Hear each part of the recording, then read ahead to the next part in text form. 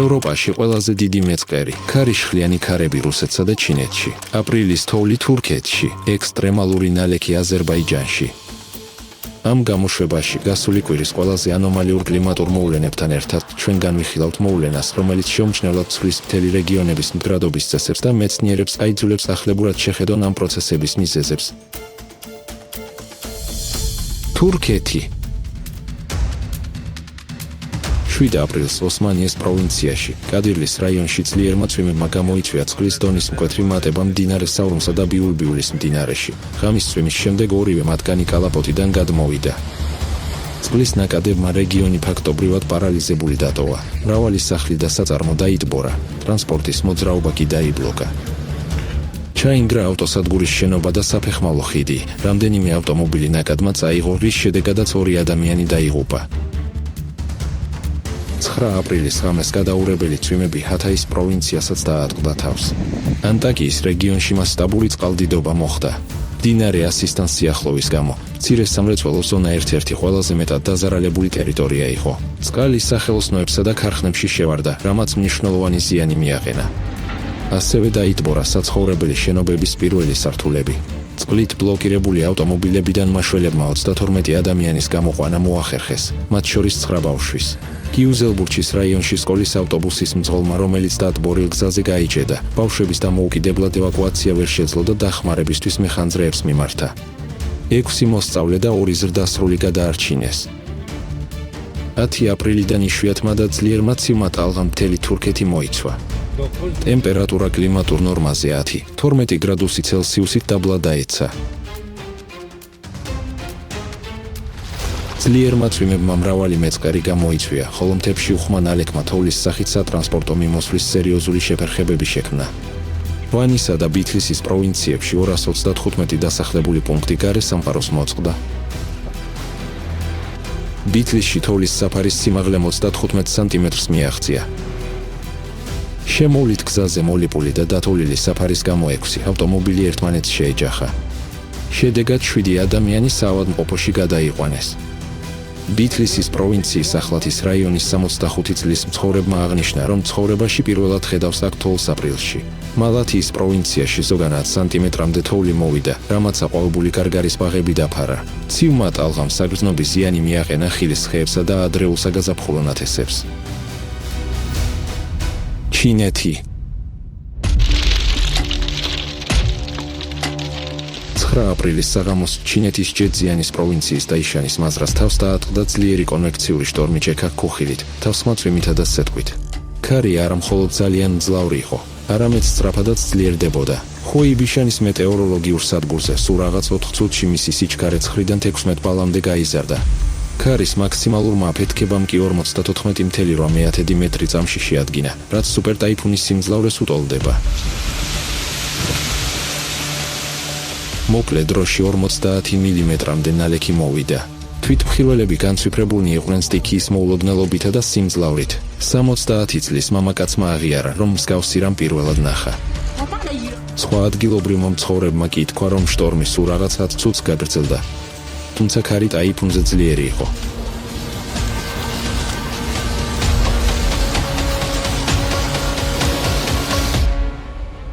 რუსეთი 8 აპრილს სახალინის ოლქის ქალაქ ჩრდილოეთ კურილსკს თავს დაატყდა მძლავრი ციკლონი ქარის რეკორდული აფეთქებებით 58 მეტრ/წამამდე. მოსახლეობას მკაცრად ურჩიეს უკიდურესი აუცილებლობის გარეშე გარეთ არ გასულიყვნენ, რადგან ვითარება ნებისმიერ წამს შეიძლება გამხდარიყო სახიფათო. ასევე მოუწოდეს არ გაეშვათ ბავშვები მარტო, რადგან ბავშვს შეეძლო ძალები ვერ გაეთვალა. ქარი კი მისთვის რეალურ საფრთხეს წარმოადგენს. უძლიერესმა ქარიშხალმა წააქცია ელექტროგადამცემი ხაზების ბოძები, საგზაო ნიშნები, დააზიანა შენობების სახურავები და ფასადები. თვითმხილველთა თქმით, სტიქიის ზეწოლისას სახლები ვიბრირებდა, სახურავები კი დგაცრუნებდა. ელექტროგადამცემი ხაზების დაზიანების გამო ქალაქის დიდი ნაწილი ელექტროენერგიის გარეშე დარჩა. ჩრდილოეთ კურილსკის მცხოვრებლებმა გონს მოსვლა ვერ მოასწრეს, რომ უკვე 10 აპრილს ქალაქში შტორმული ქარი დაბრუნდა 30 მეტრ/წამამდე სიჩქარით, რამაც შედეგების ლიკვიდაცია გაართულა. პორტუგალია 7 აპრილს პორტუგალიის ჩრდილოეთით მდებარე სოფელ მოფრეიტას აი1.5 კატეგორიის ტორნადო დაატყდა თავს. გრიგალი 5 წამზე მეტხანს არ გაგრძელებულა, თუმცა ეს საკმარისი აღმოჩნდა საცხოვრებელი სახლებისა და სამეურნეო ნაგებობების სახურავების დასანგრევად. ჰაერში დაფრინავდა რკინის ფურცლები, მზის პანელების ნამსხვრევები და კრამიტი. სტიქიის მთავარი დარტყმა წაბლის კორომებზე მოვიდა, რომლებსაც საკვანძო მნიშვნელობა აქვს მთელი ვინიანიშის მუნიციპალიტეტის ეკონომიკისთვის. სტიქია მართ საუკუნოვანი ხეები დაინდო, ზოგიერთი ფესვებიანად იქნა ამობლეჯილი, სხვებს კი ყველა ტოტი სრულიად დაემტვრა. ხელისუფლების შეფასებით ზარალმა 130-დან 150.000 ევრომდე შეადგინა. აღსანიშნავია, რომ ადგილობრივი მაცხოვრებლები ტორნადოს შესაძლო წარმოქმნის შესახებ გაფრთხილებულნი არ ყოფილან, პროგნოზებში მხოლოდ წვიმა, ქარი და ჭექა ქუხილი იყო ნახსენები. სტიქიამ ხალხი ძალიან შეაშინა, რადგან მათ მანამდე მსგავს მოვლენასთან შეხება არასდროს ჰქონიათ. აზერბაიჯანი 5 აპრილიდან აზერბაიჯანი არასტაბილური ამინდის ტალღამ მოიცვა. ბაქოში ერთ დღე-ღამეში დაახლოებით 90 მმ წვიმა მოვიდა, პრაქტიკულად 4 თვის ნორმა. თავს ხმაწვიმებს თან სდევდა ძლიერი ქარი, რომლის საფეთქებები 24 მეტრს წამში აღწევდა, რამაც გააუარესა უამინდობის შედეგები. დედაქალაქსა და გარეუბნებში დაიტბორა ქუჩები და ეზოები, 150-ზე მეტი მაცხოვრებელი იძულებული გახდა დაეტოვებინა თავისი სახლი. ბაქოს ერთ-ერთ რაიონში საცხოვრებელი სახლი ჩამოინდრა, რის შედეგადაც ნანგრევების ქვეშ ქალი მოჰყვა. საბედნიეროდ მისი გადარჩენა მოხერხდა, იგი ტრავმებით საავადმყოფოში გადაიყვანეს. რიგ ჩრდილოეთ და სანაპირო რაიონებში ნალექების რაოდენობამ ასევე მნიშვნელოვნად გადააჭარბა კლიმატურ ნორმებს. ზოგან დატბორვასთან სდევდა ნიადაგის გამორეცხვა და მეწყერი, გზებისა და ხიდების ნგრევა, ხოლო წყლის ნაკადებმა ფაქტობრივად წაიღო სანაპირო ზოლის მონაკვეთები და ინფრასტრუქტურა. სერიოზული ზიანი მიადგა გაზისა და ელექტროენერგიის სექტორებს. გუსარის რაიონში ღვარცობის შედეგად 1 ადამიანი დაიღუპა.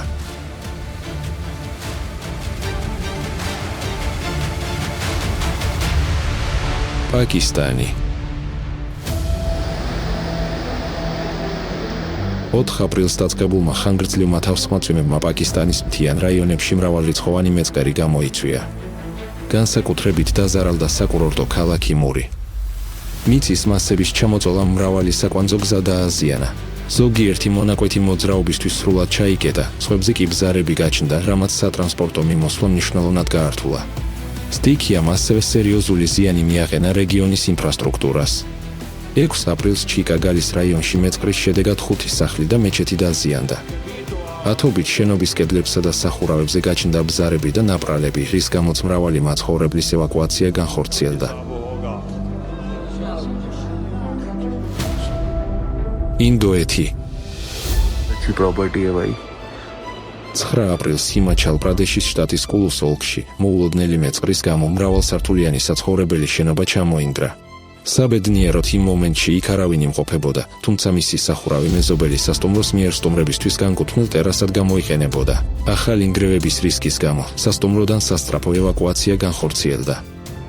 რადგან ნიადაგი გადაადგილებას განაგრძობდა, საფრთხის ქვეშ აღმოჩნდა ახლოს მდებარე სკოლის შენობები და საცხოვრებელი კომპლექსი. იმავე დღეს კარნატაკას შტატის შიმოგას ოლქში მეწყერი ჩამოწვა გზაზე, რომელიც ხულიკალღატის უღელტეხილზე გადის. ამ დროს აქ მიმდინარეობდა საყრდენი კედლის მშენებლობა რთულ მთიან მონაკვეთზე მოძრაობის უსაფრთხოების ასამაღლებლად. მოულოდნელად ნიადაგისა და ქვების მასა ფერდობიდან ჩამოიშალა და მუშები მოიყოლა. ნანგრევების ქვეშ 7 ადამიანი აღმოჩნდა, მათგან 3 ადგილზე დაიღუპა. 4-ის გადარჩენა მოხერხდა და ისინი ტრავმებით საავადმყოფოში გადაიყვანეს. მანამდე 5 აპრილს სიკიმის შტატში, ქალაქ მანგანის რაიონში ერთ-ერთ საკვანძო ტურისტულ მარშრუტზე დიდი მეწყერი ჩამოწვა.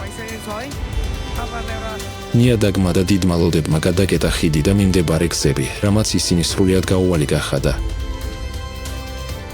შედეგად 1300-მდე ტურისტი მაღალმთიან ქალაქ ლაჩენში აღმოჩნდა ბლოკირებული. სამაშველო სამუშაოები რამდენიმე დღეს გაგრძელდა და მას ართულებდა ძლიერი თოვლი და ძნელად მისადგომი რელიეფი. დანგრეულ მონაკვეთზე გადასასვლელის უზრუნველსაყოფად დამონტაჟდა საფეხმავლო ხიდი. საბოლოოდ ყველა ჩარჩენილი ტურისტი და ადგილობრივი მცხოვრები ევაკუირებული იქნა. გარდა ამისა, არმიის ტექნიკის დახმარებით მოხერხდა 170-მდე ავტომობილისა და 80 მოტოციკლის ბუქსირება.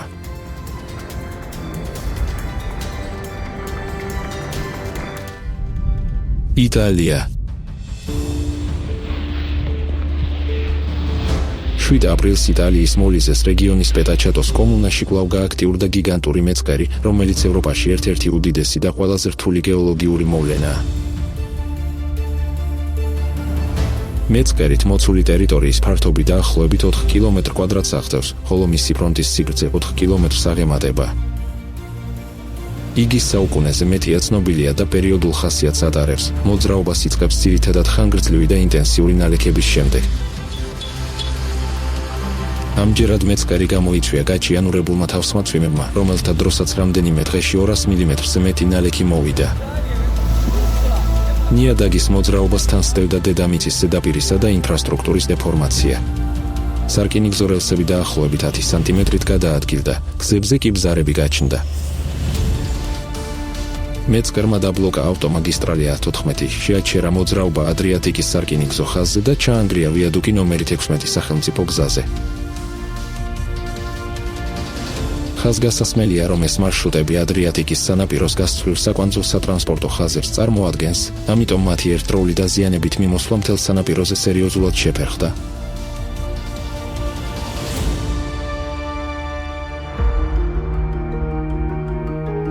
აღმოსავლეთ სიკიმის ინდურ სოფელ პანგტანგში მეწყრული პროცესების კვლევა მათ განსაზღვრავს, როგორც არაჩვეულებრივ ზედაპირულ მეწყრებს, რადგან ისინი ტოპოგრაფიულად სტაბილურ რაიონში მოხდა, სტატისტიკური მონაცემები კი აჩვენებს, რომ აქ მიწის ჩამოწოლა მანამდე არ დაფიქსირებულა. სამეცნიერო ნაშრომის ავტორები მივიდნენ დასკვნამდე, რომ რეგიონში ნალექების ხასიათის ცვლილებისა და ანთროპოგენული საქმიანობის გამო ტერიტორია, რომელიც ოდესღაც უსაფრთხოდ ითვლებოდა, ახლა შესაძლოა მეწყერს დაექვემდებაროს. სოფლიო მონაცემთა ბაზების ანალიზი ასევე აჩვენებს მყარ-კანონზომიერებას.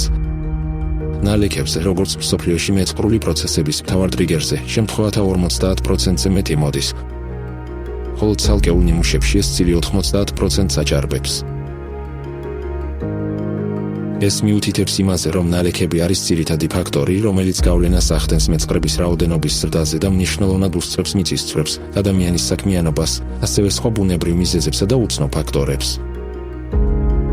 განსაკუთრებით საგანგაშოა ის ფაქტი, რომ 2026 წელი უკვე აჩვენებს მეწყრების ანომალიურად მაღალ რაოდენობას, რამაც ადამიანების დაღუპვა გამოიწვია.